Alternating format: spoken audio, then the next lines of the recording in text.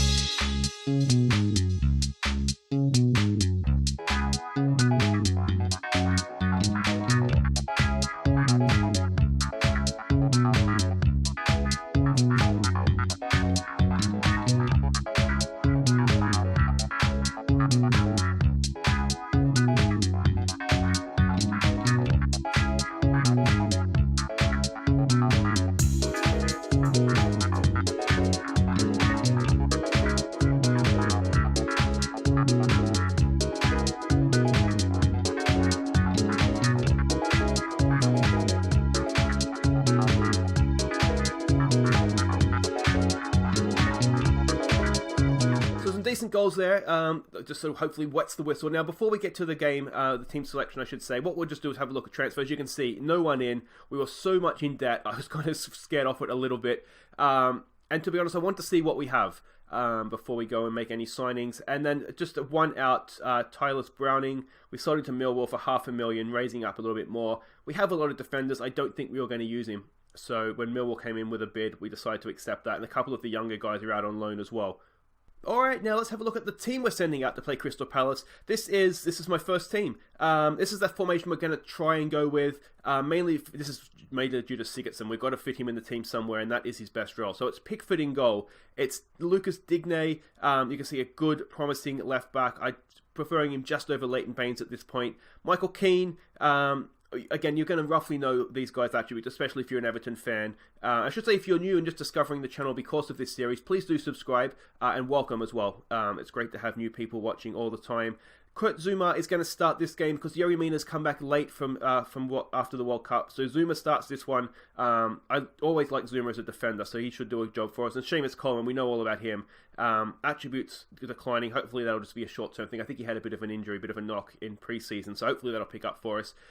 Now, we're going to go with Gay. Of course, I know him from my Aston Villa supporting in real life. And yeah, really, really good ball-winning defender, or defensive midfielder. And Schneiderlin's a deep-lying playmaker as well. I feel like in order to incorporate Sigurdsson, we need to have two sitting midfielders. Otherwise, we're going to get overrun. Bernard's going to play down the left. Down the left to start with here. Really, I'm liking Bernard, to be honest. Sigurdsson, we know all about him. He's just a quality player. So he's going to be in the hole with Theo Walcott down the right. Controversial Richarlison on the bench, perhaps. But he just didn't really do it in pre-season. Then we're going to go with Tosun up front. He's okay. He's a decent striker, but I feel like that is probably Everton's weakness. And then Stecklenburg, Jackie Elka Baines. This guy, Jesus. It's not Jesus, it's I don't know how to say that, Benjimi, Andre Gomes, Richarlison, and Calvert-Lewin on the bench. So we can see the way that Crystal Palace are lining up here, a couple of debuts for them, just the one for us in Zuma, and Bernard as well. They've got a goalkeeper as well on debut. Let's see here, what do we say to the team? I think we're going to have to go passionate, because we're new to the club, we're the favourites, we are at home. Let's give the fans a performance to cheer for. Some calm, we have faith. Whether I've only just at the club, whether they actually believe me when I say I have faith in them may not mean too much. But let's go out there, let's get our career at Everton underway. And here we go, fans in full voice at Goodison Park. Still dirty, I couldn't rename it Tim Cahill Park, but it's probably history and tradition that goes beyond Tim Cahill at the club, isn't there? So yeah, I'm actually really excited to play as Everton. I've always felt, until recent times when things started to go horribly wrong for Aston Villa, that they were very similar clubs. There's a decent ball for Bernard, pulls it back. Oh, what a start! Tosun! It took 20 seconds! 20 seconds and we are in front ahead at Crystal Palace. What a start, what a start. Just a bit of a hack forward, wasn't it, from Digne there. And that's a good ball, isn't it? It's well taken from Bernard, pulls it back. Tosun makes no mistake with the finish, and there it is. What a start at Everton. Could not have written that better myself. What I was going to say is that I always felt that the Villa and Everton were sort of very similar clubs, sort of missing the days in sort of the 70s and 80s, well, 80s for Villa. I think Everton has been a bit better a bit more recently. Just underachieving in a way, modern football just in finances overtaking us a little bit. There's a decent ball in, and that didn't last long, did it? Yes, I've always kind of felt that Villa and Everton were similar, and then over recent times, Everton spent a bit of cash, Villa's been absolutely rubbish, and Everton is just now the much better club, which hurts me to say, but that was a bit disappointing, wasn't it? And of course, Tim Cahill as well. I've always had a soft spot for Everton because, Tim Cahill is just the greatest footballer of all time. You can keep your Pelés and your Maradonas. Tim Cahill every day of the week for me. Maybe. If it was, he put Maradona in a Socceroos shirt, maybe I would have had a different thought about that. All right. That was really annoying, isn't it? Barely in front for a minute. Should we get that? Oof, it's a crunching effort to win that ball from the Crystal Palace player. Keane's over it.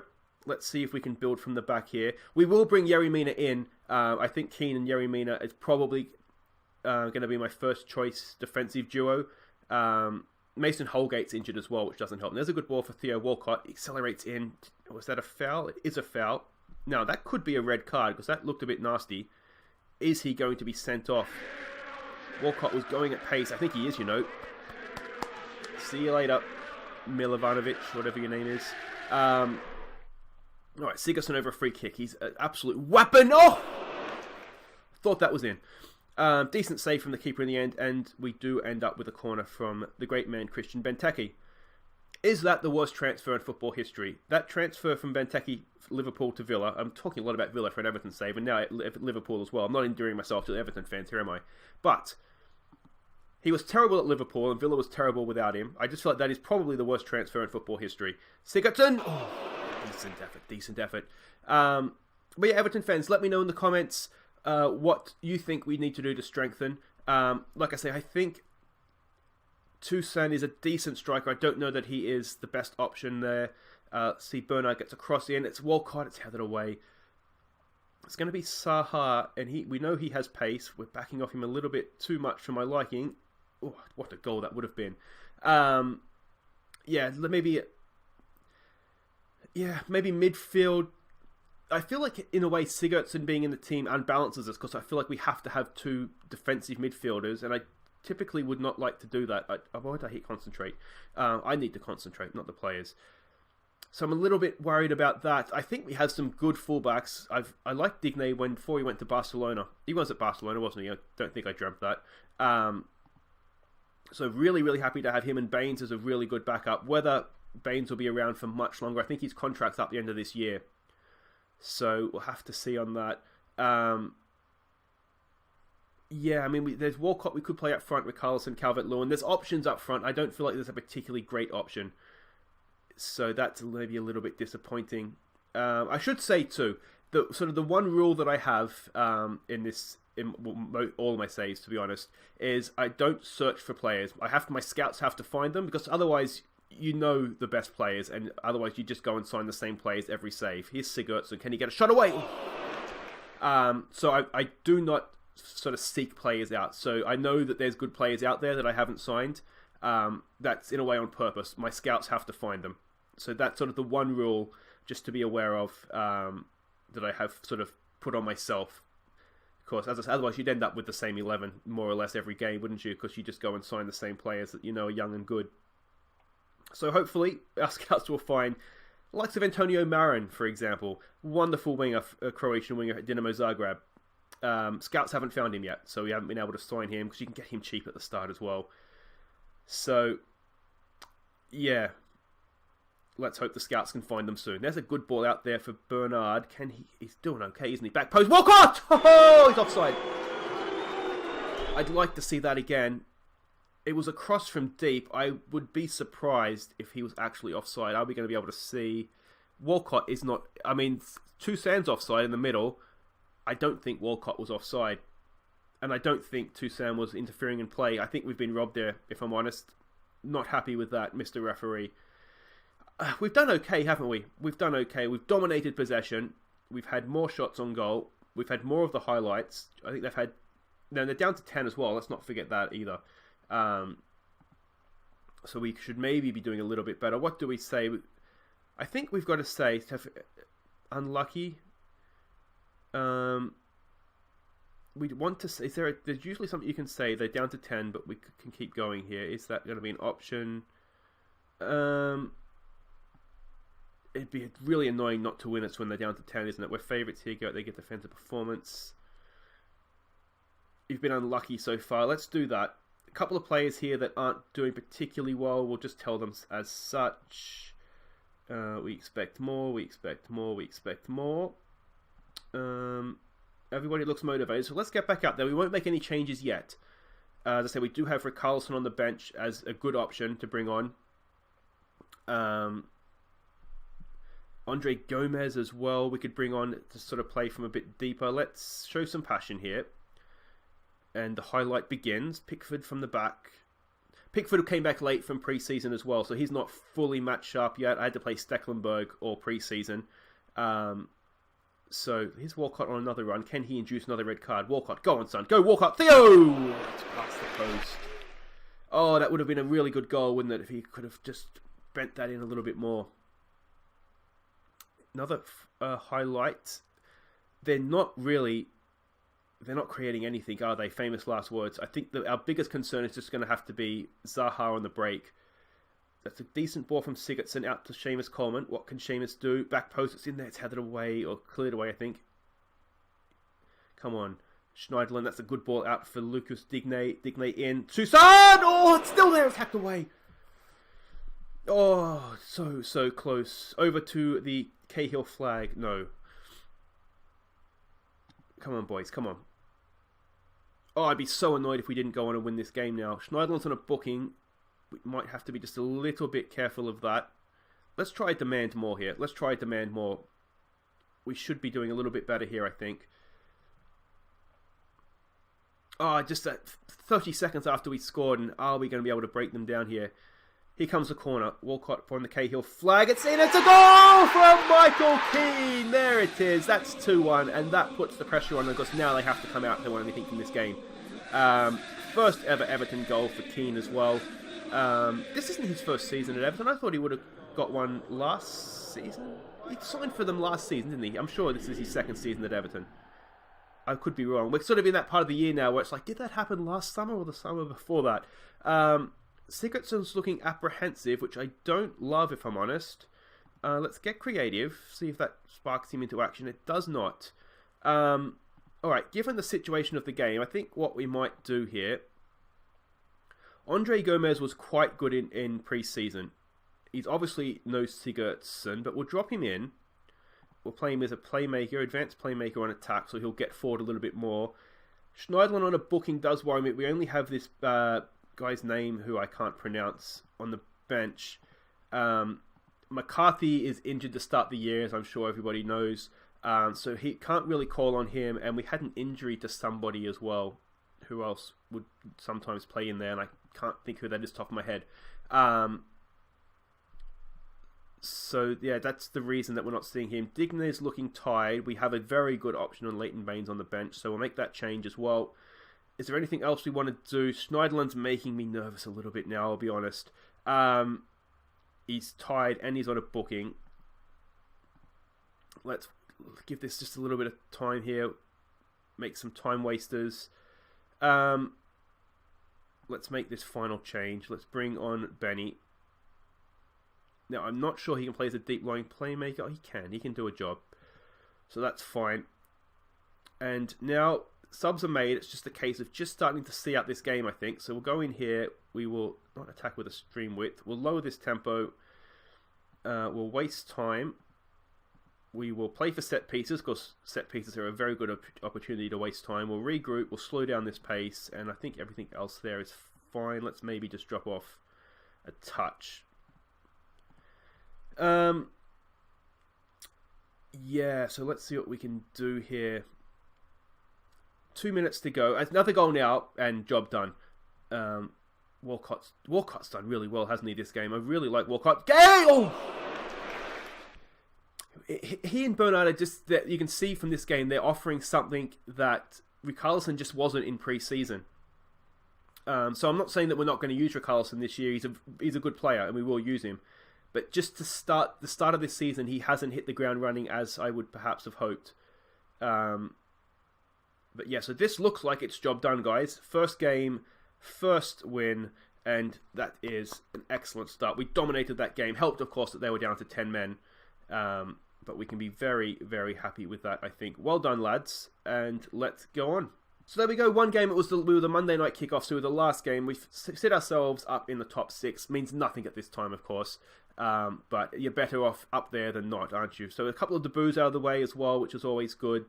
Pickford's close to triggering a clause, £1 million that we really don't have, if I'm honest. Schneiderlin's close to another £1 million. Walcott is close to triggering an extra fee as well. But guys, that's going to be it for this episode. I hope you have enjoyed that. If you did, please do hit thumbs up. Subscribe if you're new. It's great to have new people on board all the time, and I'm hoping we'll pick up a few Everton fans here as well. And normally what we'll do is we'll do 2 games an episode, but because we had the big, the introduction and getting to know the club and everything, I don't want the episode to run too long. So what we'll do is we'll come back next time, which will of course be on Tuesday. Again, if you are new to the channel, we alternate between my Villa save and the first star, which is now Everton, every other day. So if there wasn't an episode yesterday, there's one today. So given that this is out on Sunday, the next one will be Tuesday. We'll come back for the EFL Cup, and we'll come back for Fulham. We're not necessarily going to take the cup seriously, but it'll be a good opportunity, I think, to sort of see some fringe players as well and get a look at them. So that'll all be for Tuesday, guys. But until then, I've been Aussie Villain. Thank you so much for watching. I hope you have enjoyed that. We'll see you on Tuesday. Take care.